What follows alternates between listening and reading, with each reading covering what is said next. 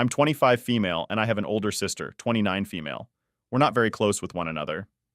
The biggest reason why we are not so close is because of how everyone has treated us differently, as she is the older daughter somewhere. She got the better end of the stick, and she was always treated a lot better than I was. I don't like that. I've tried to tell myself that it was just my imagination. But when I was growing up, all of the moments kind of culminated together and made it evident that what I felt was indeed right. She was the favored child. People in the family preferred her more. No matter what she did, no matter how insane it was, she was always given the benefit of the doubt. While I was not, it was not a good feeling. I tried to overcome it, but the only way I could do it was by moving away from the house.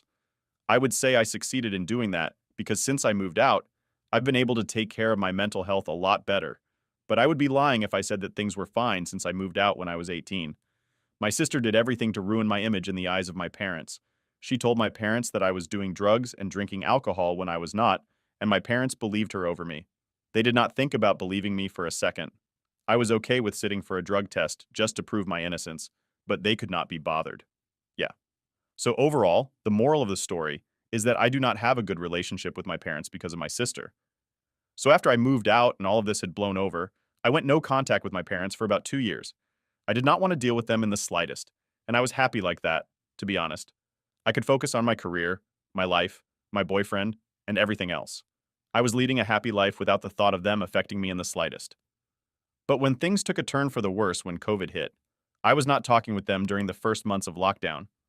But then I got news that my dad was hospitalized. I felt like it is the duty of a daughter to show up for him. I do not believe in treating someone the way they treat me. I treat people the way I want to treat them. And despite everything, I wanted to be there for him. Owing to his hospital stay, I started talking to my parents. Things have been fine since then. We started repairing our relationship. My sister was not too happy about it, but I made sure that she knew that I am willing to stand my ground on this matter. On top of this, when my parents came to me with their financial trouble, I decided to help them as much as I could. Now I know that it sounds dumb, but in my brain, I felt like if I showed up wherever my sister was failing to show up, I would be considered an equal. This was because I knew my sister was waiting just around the corner to sabotage the whole relationship that I had with them. Helping them out financially actually worked in my favor the way I had intended, because whenever my sister tried to do some messed up stuff, my parents were open about how she did not show up when they needed her. So there's no need for her to talk bad about me. I would be lying if I said that I did not know that they did not want to piss me off, because they were scared I would stop helping them. It was true. I knew I was going to stop helping them if they did anything wrong, and based on their financial condition, they needed whatever help they could get. I could be considered a bad person. But then again, I wanted to not be treated like garbage anymore, so I was willing to do whatever was required. While all of this was happening, my boyfriend and I were going steady. After our 4th anniversary, he proposed to me. I accepted, and it felt like finally my life was looking up. I had a decent symbiotic relationship with my parents. My job was going well. And on top of that, my boyfriend and I were engaged to be married. Everything was planned out beautifully, and I was very excited. The only person who was not excited was my sister. She could not imagine why I thought I should get married so young when she's not even married. But here's the thing. My sister has never had a stable relationship or a long-lasting relationship. Her relationships barely lasted a year, so no wonder why she's not married. But her entire logic of I should not get married because she's not married sounded like a bunch of horse shit, if I'm being honest. So I respectfully ignored her. The wedding was to be on a weekend so that everyone can attend. And I sent out the invitations. I sent invitations to my sister and my parents because despite everything, I really wanted my family to be there. The wedding was a week ago, last Saturday, and guess what happened? My parents did not show up. You could be thinking that something had happened or something, maybe something major. No, they did not show up because my sister decided to host a lunch at her place on the same date, and my parents decided it's much more important to meet their older daughter for her lunch than be there for their youngest daughter for her wedding. Seeing the way they behaved messed me up completely. I did not like it in the slightest. I felt like this was a sick joke because they did not even tell me that they were not going to come. I waited for 30 minutes, hoping they would show up until my mom showed me the post my sister made on her social media. And that was when I found out that they were not coming. They looked so happy sitting next to her as if she was the only daughter that they had. I decided at that moment I do not plan on helping them anymore. I decided that I am 7 years too late to cut them off, but now is as good a time as any. So that is what I did. After my wedding was done, I sent them a message clearly stating that I will never consider them as my parents again because they have repeated they'd chosen my sister over me, even when I have pulled through wherever she liked. And as they refuse to respect me, I will not respect them either. Since then, I've stopped calling them mom and dad, and they're not happy. They have sent me several messages trying to excuse their behavior, but I am adamant. I do not plan on being nice to them in the slightest, but somewhere I feel like a huge a-hole for treating them that way. So I guess that's why I'm here. Am I the a-hole, or am I overthinking? Update 1. Hey everyone. First off, I just want to give a huge thanks to all of you for being there for me during what's been a pretty tough time. I know I've been quiet recently, and I'm sorry for not updating you all sooner. I've actually been away on my honeymoon, which was a much-needed break from all the drama back home. I got back just yesterday, and I figured now would be a good time to fill you in on everything and let you know where my head's at after taking some time to think things over. To start, your support has been incredible. After reading all your messages telling me that I wasn't in the wrong, I felt a weight lift off my shoulders. It's been really reassuring to hear from people outside the situation, especially when you're as close to it as I am. Sometimes it's hard to see things clearly when you're right in the middle of it all. Since the last time we talked, I've been keeping my distance from my entire family. They've been reaching out nonstop through messages, trying to get me to engage, but I've decided it's best for my mental health to just not respond right now. My sister and my parents are still of the mindset that they haven't done anything wrong. According to them, I'm just overreacting and making a bigger deal out of this than it needs to be. It's frustrating, to say the least, because it feels like they're dismissing my feelings and the legitimate issues I've brought up. What's also been a big point of contention is money. My parents are particularly upset that I've stopped helping them out financially. There's this expectation on their part that I should continue to support them, even though they know full well my sister isn't going to contribute financially. She's always been tight with her money, and they've never pressured her like they have me. It seems unfair, and it's definitely a sore point. But honestly, after everything that's happened, I'm not interested in smoothing things over just to keep the peace. I feel like if I went back to how things were, I'd just be setting myself up for more disappointment and stress. It's taken me a while to come to this decision, and it wasn't easy. The guilt of pulling away from family is real and it's tough. But being away on my honeymoon, having that space to just enjoy life without these constant pressures, really helped me see that I need to prioritize my own well-being. This whole situation has made me reevaluate a lot of what I thought about family obligations and support. It's made me realize that just because someone is family, it doesn't mean you owe them everything, especially if it's harming your own mental health. I'm starting to accept that sometimes creating distance is necessary, even if it feels like you're the only one who sees the problem. Thanks again for all the encouragement and advice.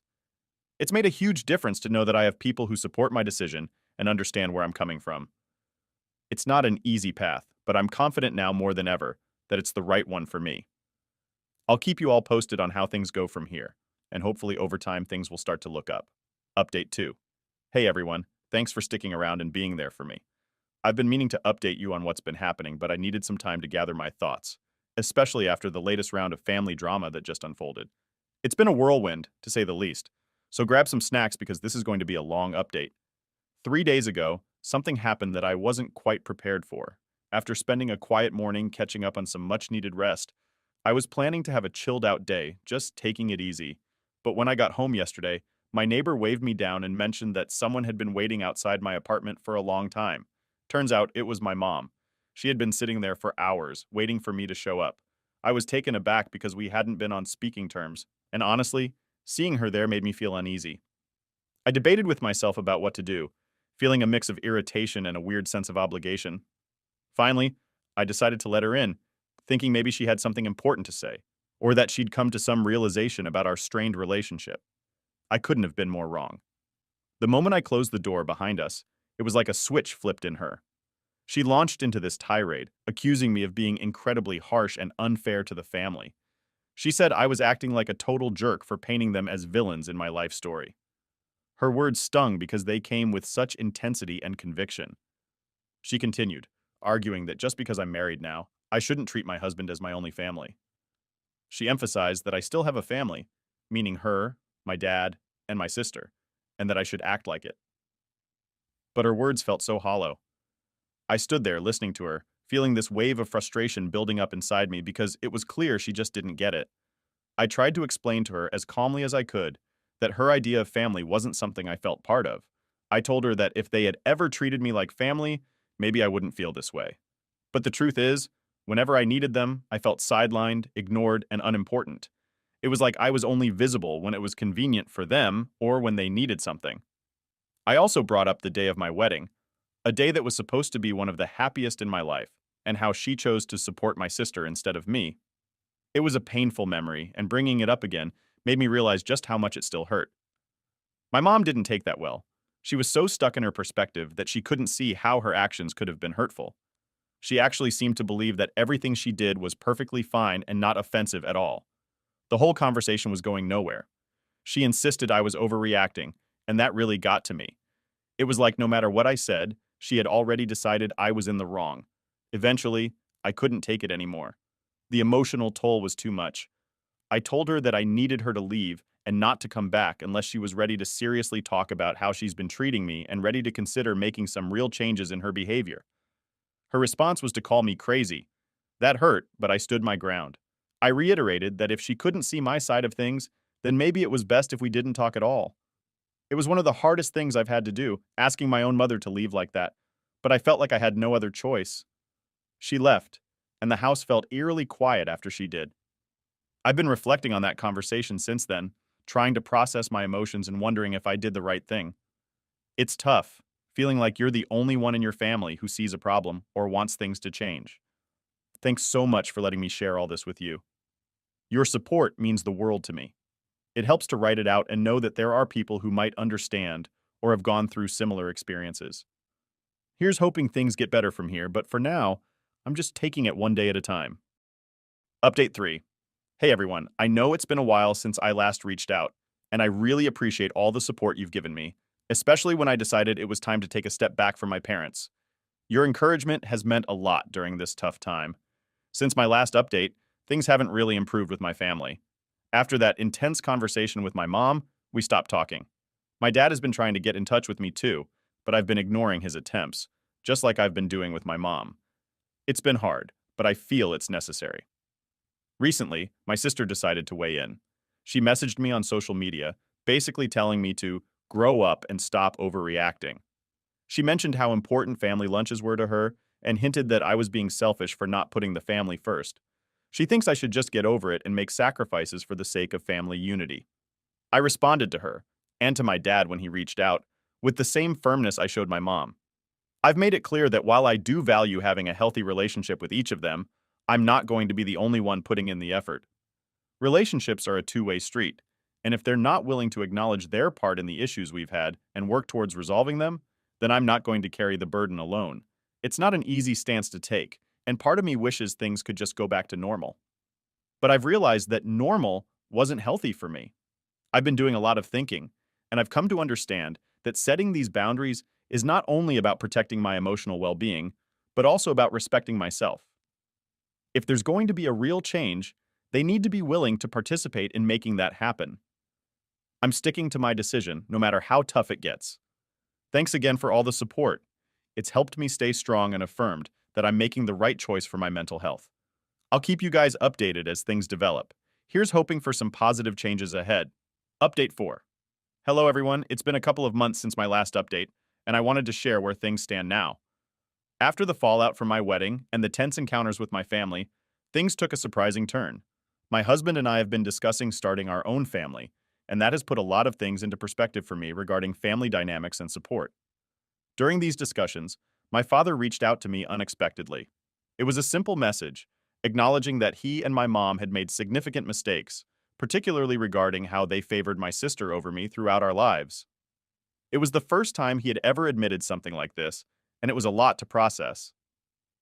We agreed to meet for coffee, just the two of us. It was awkward at first, but as we talked, I realized how much I missed having a parent in my life who actually seemed to want to understand me. He apologized, not just for the wedding incident, but for years of neglect and favoritism. He admitted that they had failed me in many ways. This conversation didn't fix everything. Years of hurt don't heal overnight, but it was a start. My father asked if there was a way he could make things right, offering to go to family therapy with me. I agreed, feeling cautiously optimistic. We've been to a few sessions, and it's been eye-opening for both of us. My mother, however, remains more resistant. She still seems to be in denial about the extent of the issue. I've made it clear that my relationship with her cannot progress until she's ready to be honest and make amends, like my father is trying to do. As for my sister, there has been no change there. I've accepted that she may never understand or acknowledge her role in our family's dynamics, and I'm learning to be okay with that. My focus is on building a healthier environment with those willing to put in the effort. I've also been focusing on my career and planning for a possible addition to our family. These positive developments in my life help me stay grounded and remind me why setting boundaries was necessary. So that's where I am now. Still a work in progress, but hopeful. Thanks again to everyone who has supported me through this journey. Your encouragement has meant a lot during this challenging time. Now for the top comments. OPNTA, honestly, you are my hero because I'm in a situation similar to yours, with a family that is blatant about their favoritism. And honestly, if I could leave, I would do the same thing that you're doing. NTA. They do not deserve to be called mom and dad if they're not willing to be a mom and dad to you. Anyone who thinks otherwise can take a long walk off a short pier. Story 2. So, my girlfriend, 23 female and I, 25 male, have been dating for about 4 years. When I first introduced her to my friends, I noticed that she was getting along really well with my cousin, then 25 male. They had a similar sense of humor and common interests. Seeing my girlfriend challenge him to a shots competition and get him drunk on tequila was the highlight of our first New Year's together. It made me really happy to see them become friends, since me and Dan are very close as well. Dan started dating Joanna, 24, female, a year and a half ago, and they got engaged last December. He called me last week and asked me if I wanted to be the best man at his wedding. Obviously, I said yes. While we were talking, I mentioned how excited my girlfriend was for them and the wedding. That was the moment when he got quiet.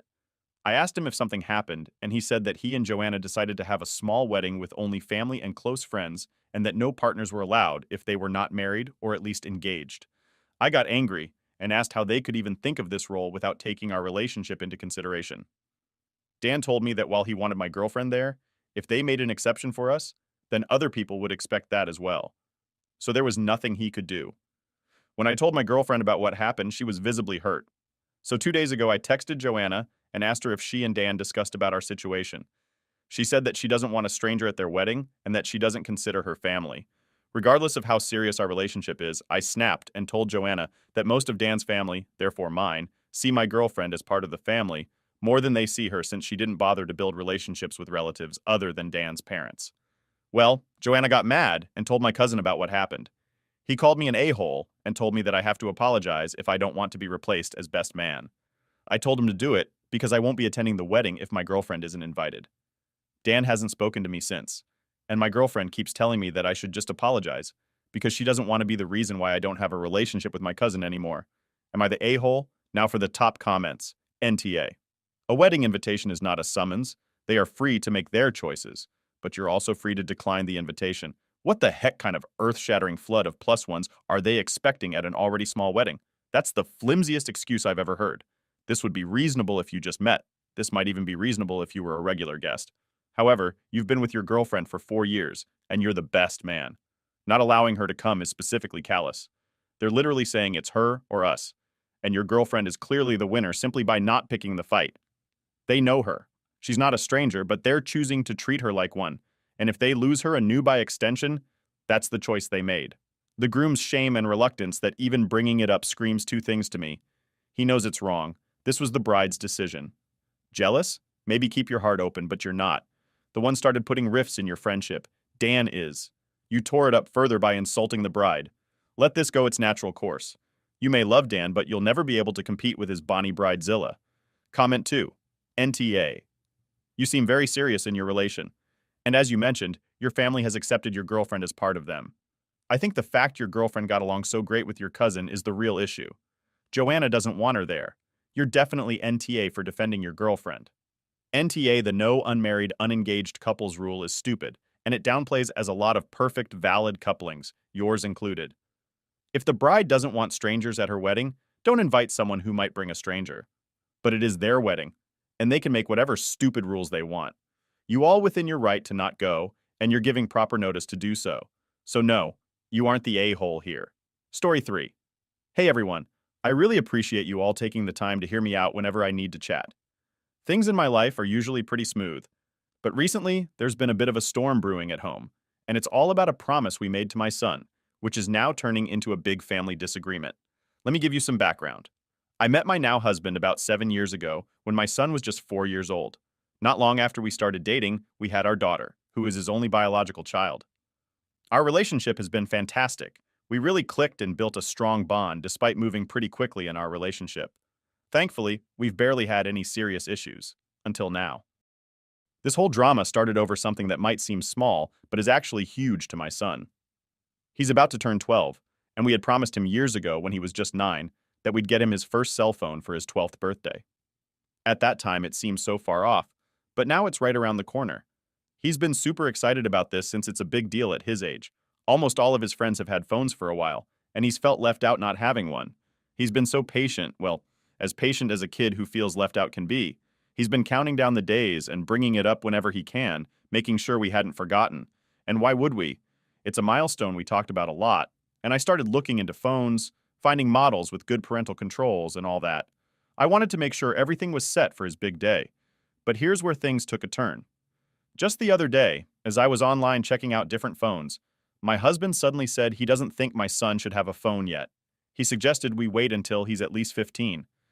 I was taken aback because this was a complete 180 from our original plan, and it seemed like such a random time to bring it up. I tried to stay calm and asked him to explain his sudden change of heart. He shared that he's worried about the influence of social media and the internet on my son. He thinks that giving him a phone would expose him to too many negative things and force him to grow up too fast. I understand his concerns. The internet can be a tricky place to navigate, especially for kids. However, I felt that we could manage those risks with proper supervision and by setting clear boundaries. I reminded him of the promise we made. It's important to me that we keep our word, as my son has been looking forward to this for so long. It's more than just a phone to him, it's us fulfilling a promise we made. Not keeping it could really hurt his trust in us. I also didn't agree with my husband's sudden insistence on waiting 3 more years. It seemed excessive and honestly a bit out of touch with the realities of how connected kids are these days. But I didn't dive into that disagreement. Instead, I focused on the promise we made. Despite my efforts, the conversation turned into a pretty heated debate. My husband stood firm, suggesting that if I went ahead, the phone had better be a basic flip phone with no internet capabilities. This standoff has left us not talking for a bit now, which is really hard. Our home usually feels full of love and laughter, so having this tension is pretty rough. I'm stuck on what to do next. On one hand, I want to respect my husband's concerns as a parent, but on the other, I feel strongly about keeping my promise to my son. It's a tricky situation, and I'm trying to find the best way forward that respects both my husband's concerns and my son's expectations. Thanks for listening, guys. Any advice or similar experiences would really help right now as I figure out how to navigate this family impasse. I'll keep you updated as things hopefully progress. Am I the a-hole? Half my friends are on my side, but the other half says I need to consider what he's saying. Now for the top comments. NTA. Sorry to push this another 3 years after making your son wait. 3 years will shatter any trust he has in you both. Better to make rules, use parental software effectively, and teach him responsibility than alienate him like this. NTA, all the other kids his age are going to have phones on top of this. Many modern-day middle school classrooms send out SMS reminders for homework exams and supplemental classroom information. Your husband needs to get with the times. 1993 was 30 years ago. What's your husband going to tell your kid when he's 15? Wait till you're 18. On top of that, refusing to give your kid any responsibility is a self-fulfilling endeavor that guarantees you have an irresponsible child. It's far better for the kid to get exposure to social media while he's still receptive to your guidance than it is to wait until he's in the I know better stage, where he'll completely ignore your warnings and stumble into trouble. NTA, you can limit access to kids' phone, and he will find a way how to get on social media if he wants to. My 7-year-old who have problems with reading found a way how to access the internet outside our home. Best way is to teach them being approachable when kids find something disturbing and not to freak out on them for what they saw.